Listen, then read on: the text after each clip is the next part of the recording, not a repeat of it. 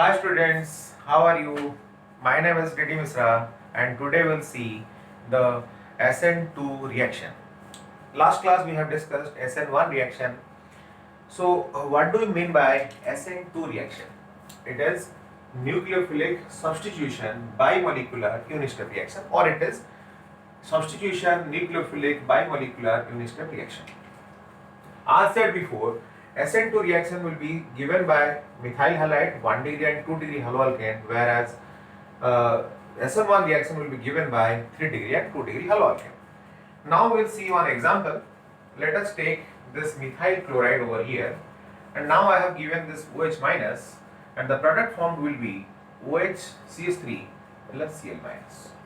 So this CH3 or alkyl part is denoted as R. This is L or leaving group, and this is nucleophile. What will happen? This nucleophile will be replacing this Cl minus or leaving group and will get attached, but in the inverted position. What is that inverted position? See, here chlorine is present at the right side, and here OH minus is attached to the CH3, but it is present left side to it. It is present right side, it is left, so it is inverted. So the product formed is known as inversion. It is known as inversion. Now we will see why this inversion will take place, and for this we have to look after the mechanism of this reaction. Okay. So now I am writing this mechanism. So here I will write 2 hydrogen over here and 1 hydrogen, and here 1 chlorine, and this is the nucleophile. And since the electronegativity of chlorine is more than that of carbon, so it will be having del plus charge, and chlorine will be having del minus charge. It will be having plus charge and chlorine will be del minus charge. Since it is del minus and OH or nucleophile is having negative charge, so it cannot attack from the front side because there will be a repulsion between the same charge. So it will attack from the back side, and that's why the product formed will be the inversion. Getting my point? But in between this reactant and the product, one transition state will be found. I am writing the transition state. Here it is HH, here it is H, and here it is Cl, and here it is OH. Means here carbon is showing tetravalency only, 3 complete bonds and 2 partial or fractional or half bonds. And here the charge will be del minus, here the charge will be del minus, and here the charge will be del plus, and this is known as the transition state. Which will occur for very short time, means fraction of second of time. And again, what will happen? This Cl minus will be going outside, and this OH will be retained. There because the basic strength of OH minus is more than that of the OH minus. I am writing this one. The basic strength of OH minus is greater than that of Cl minus. That's why it is replacing this Cl minus. Now question will arise, why this OH minus has more basic strength than the Cl minus? For that we have to take the conjugate acids of both. The conjugate acid of OH minus is water, and that of the Cl minus is HCl. As we know that the HCl has more acidic strength. So acidic strength of HCl is more than that of the water. Another important point is that less strength or less strong base will have more strong conjugate base. Means the conjugate base which is coming from a weaker acid will be strong, and which is coming from stronger acid is weak. So the conjugate base coming from this is OH minus, the conjugate base coming from this is Cl minus. So the basic strength of this conjugate base will be more for OH minus than Cl minus. That's why OH minus replaces this one, and Cl minus is getting removed from this. This is your SN2 mechanism, which will say that in the product the nucleophile will be attached in the inverted position. Now take the screenshot of this one, then we'll go for next part.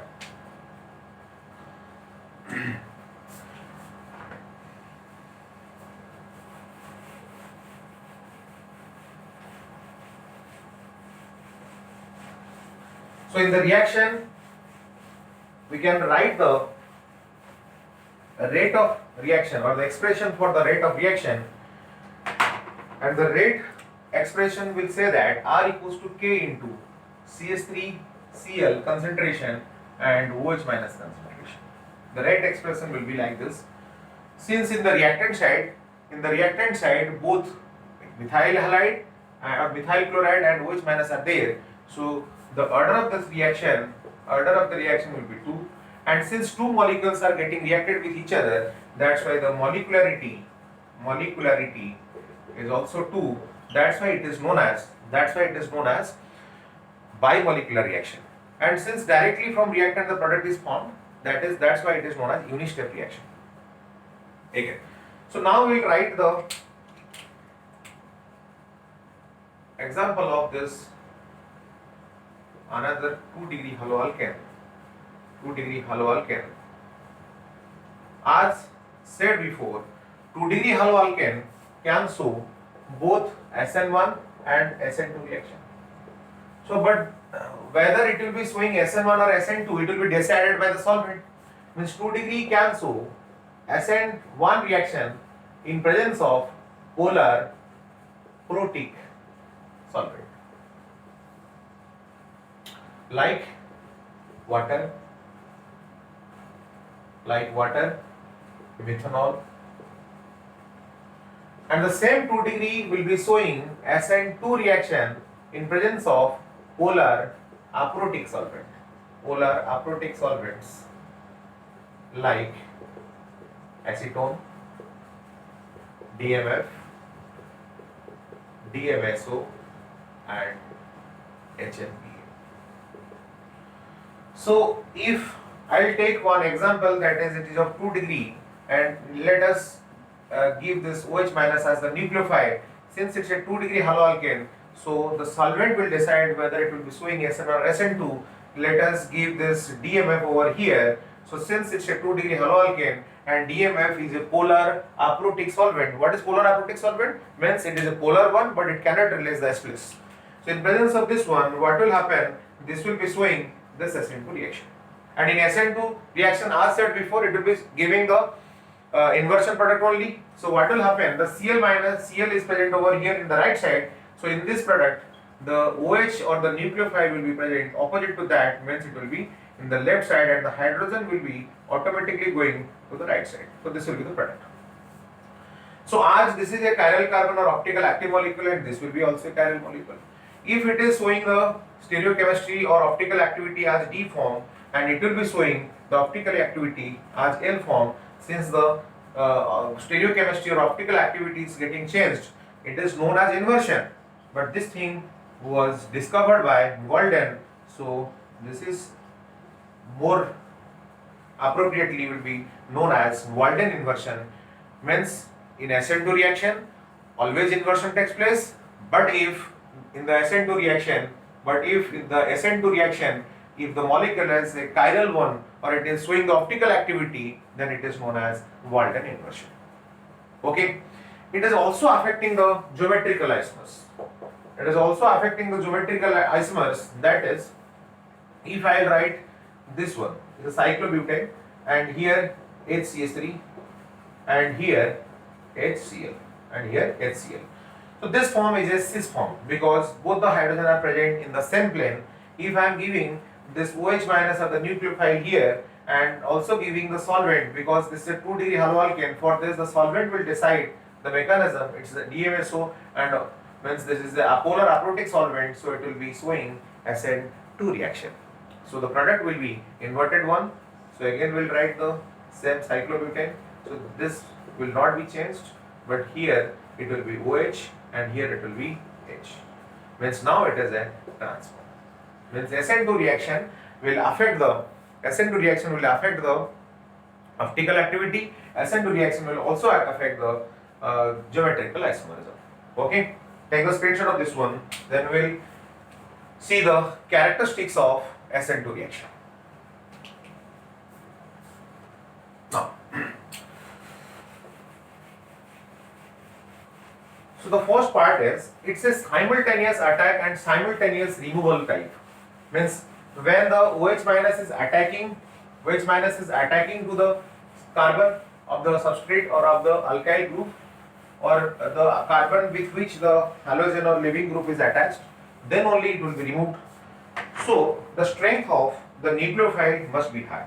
So now I am writing the heading characteristics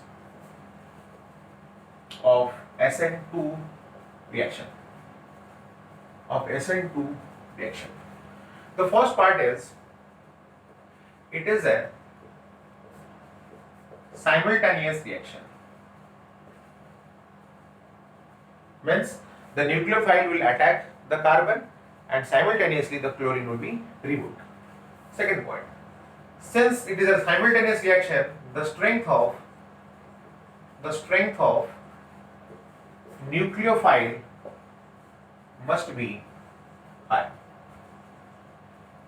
Third point, it is a bimolecular reaction.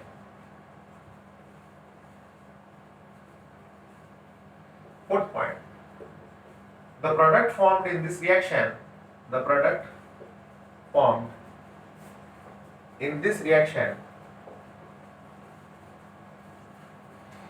will be inverted always. Fifth one, since backside attack is there, that's why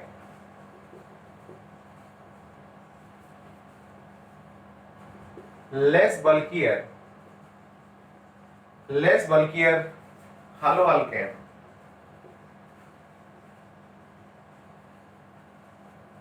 will prefer SN2 reaction. What does it mean? It means that since it is the nucleophile is going to the backside, so in backside more space should be available. In case of methyl, only 3 hydrogens are there, so more space is available. In case of ethyl chloride, what will happen? That is a 1 degree haloalkane. In that case, 2 hydrogens and 1 methyl group is there, so the space will be decreased, so the reactivity will decrease. In case of isopropyl chloride, again two CH3 groups are there, 2 methyl groups are there, 1 hydrogen is there, that's why the space is again decreased, so the reactivity will be again decreased. In case of tertiary butyl chloride, all the 3 groups attached to the same carbon where the Cl is attached are of CH3, means strongly hindered, so the reactivity towards SN2 reaction in case of tertiary butyl chloride is very less. Means I am writing the order. First is CH3X, then it is CH3CH2X, then it is CH3X, and then it is CH3CCH3, then CH3, then X. Hence methyl halide 1 degree greater than 2 degree greater than 3 degree. But when the substrates are same, if the substrates are same, means in all the cases let it is methyl or ethyl or isopropyl, but the leaving group or halogen is different, then it will depend upon the bond energy. Means the bond will be broken down easily, means the nucleophile will attack in the backside definitely. But if the bond energy of the carbon halogen is less, then it is easy to remove this halogen. So it will be depending upon the bond energy of this. Means if the bond energy is less, then only the reactivity is more. So the order will be Ri greater than Rbr greater than Rcl greater than Rf. Means here R is same for all, and this will be depending upon the SN2 reaction will be depending upon, or it is inversely proportional to bond energy. If the bond energy is very less, then the reactivity towards SN2 reaction will be more. Okay, so take the screenshot of this one, then we'll be going for the next part.